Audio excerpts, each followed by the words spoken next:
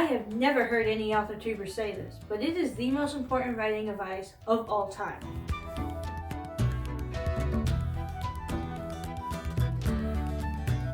Hi, I'm Kaitlyn Turnboo, and I'm the authortuber that helps you write, market, and publish your book the right way the first time. So I recently read the Twilight series.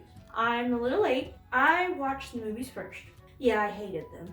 I really wasn't interested in reading them. You need to read more to write better, and I fully believe that. So I read it to see what made the book blow off the charts, and found out how. Kind of strategies in there that you can incorporate in your writing, and I'm incorporating into my writing to make your book better. And it's what I learned from reading the hit series Twilight. I learned a lot from reading these books. I'm floored by just how much I read, and I'm about to share 5 things mainly that I learned. On my script, I have the quotes from the book. Stay until the end of this video for a special announcement you're not going to want to miss, and hit the subscribe button right now. Do it now, because it will make my day, even though it is demanded you to do it, and you will qualify for my special announcement I've got at the end. Number 1, characterization is beeping important. I knew this already. You hear this around, but this was just hammered into my head even more. Stephanie did so good in developing her characters throughout her story. That was one of the key pieces into making the entire story good. That is what dumped the movies. Her characters actually had personalities, mood swings, reacted realistically to things. This is my script, okay? And I've got a quote from Twilight and how she described the way he was sitting and the way he was not sitting and the way he was talking and his facial expressions that could give several signs to the reader that both makes them ask questions and answers others. I looked up, stunned that he was speaking to me. He was sitting as far away from me as the desk allowed, but his chair was angled toward me. His hair was dripping wet, disheveled. Even so, he looked like he just finished shooting a commercial for hair gel. His dazzling face was friendly, open, a slight smile on his flawless lips. But his eyes were careful. My name was Edward Cullen, he continued. I didn't have a chance to introduce myself last week. You must be Bella Swan. My mind was spinning with confusion. Had I made up the whole thing? He was perfectly polite now. I had to speak. He was waiting, but I couldn't think of anything conventional to say. Okay, so several times in this paragraph, the body language of Edward was described, and this made us ask questions, and we were able to kind of tell that he was avoiding her, but somehow had regrets. You know, it made you ask questions. Also, Edward was brought to life by several action words, which gave him feelings behind his ice face. 2, you can tell so much in so little words. If you can cut down your word count, do. I understand there's show don't tell, you want to be poetic and you want to be cool, but you want to also entertain the reader and get a move on. The reader wants to know what's going on now, and you need to keep things rolling at a good pace. So in around just a sentence or two, the entire setting of Forks was described, where most writers, including myself, would probably take a good paragraph because this is the town that the entire story is revolving around. So I would think that it would deserve a little bit more attention. But I knew exactly what the town looked like by just a sentence or two. It was 2 sentences. It was beautiful, of course. I couldn't deny that. Everything was green. The trees, their trunks covered with moss, their branches hanging with a canopy of it, the ground covered with ferns, even the air down greenly through the leaves. There was a lot of color in there. There was a lot of good twist on words that made it entertaining to read. But at the same time, it didn't take long for you to get, okay, this place is wet and green, and there's a lot of trees, and it's very misty. You got the picture in just 2 sentences. It didn't need to be painted piece by piece by piece.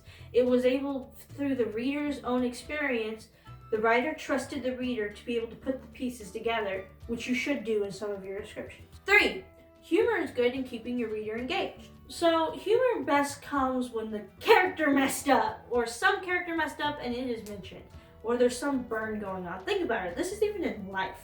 When most people, when they watch someone get hurt, somehow they laugh, especially if you're a kid. But there are several times when I actually downright laughed reading this book, and since I had watched the movies first, I was not expecting Bella to be smart. In the book, Bella is clumsy, which is a great way to incorporate a whole bunch of embarrassing humor moments.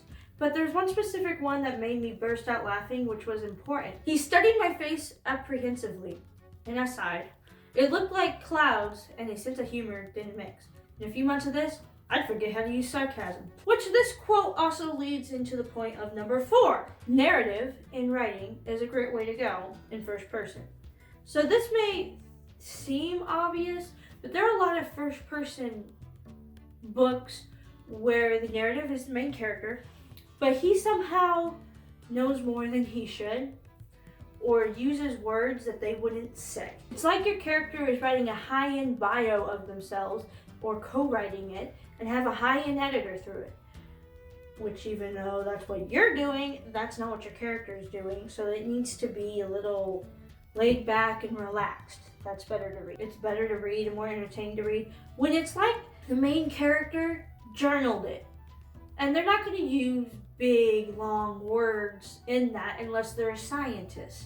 Typically, main characters are kind of young. I mean, most main characters are young and inexperienced, and that's why they mess up all the time. So because of that, they're not going to use gigantic words, and they're going to say slang things and kind of go a little off trail, but not too much because you don't want your reader getting, but they journal. And that last quote I gave you was like a journal. A scientist wouldn't say something like the clouds and humor don't mix. In a few months I'd lose sarcasm. Bella herself didn't say that to the person, but she was thinking it, so she would have journaled it down. Doing this can help your reader connect with the main character better, and even the rest of the characters. It is also more entertaining, which I've said 50 million times, especially if the reader is around the age of the protagonist. Number 5, write your heart out. Oh my gosh, I have not heard this advice, ever. Like, maybe you've heard it somewhere. I haven't. I've actually looked for it. But I learned that the most important piece of writing advice you can get is to just write your heart. Put that on the page. There are a lot of rules out there. There are a lot of tips and tricks on how to write a fight scene, how to write kissing scenes, how to show, don't tell, how do you write faster, pace yourself, cut words, put more words, all these different things. And there's different rules on what to do and what not to do in different situations that happen, and that's why you watch these videos. That's why you have subscribed to me, so you can find out more of those rules and write better. But if you get lost in all the rules and you don't write what is actually meaningful to you, your book's gonna suck. In Twilight, the rules were broken. This girl told when she should not have. This girl info-dumped like crazy. This girl showed too much. This girl didn't give enough information in some places. This girl was cliche. And somehow she is more successful than all of us and most of us will ever be. So that's it. Biggest takeaway, write your heart out. Forget about the rest of the rules. Please don't forget about the rest of the rules. I want you to watch my channel. Now you've made it to the end. I'm giving away a $100 Amazon Visa card. Once we hit 1,000 subscribers, all you have to do is hit the subscribe button, hit the bell, like my video, and comment on what tip in this video you are going to incorporate into writing, or what book have you read that has taught you something on writing that you will incorporate as well. Because the winner is chosen at random, feel free to go on my other videos and comment on them for more chances to win. See you guys next Friday. There's right to market, there's market to write, and there's so many rules out there. Yeah, the books was so much better. Okay, and I'm gonna say why.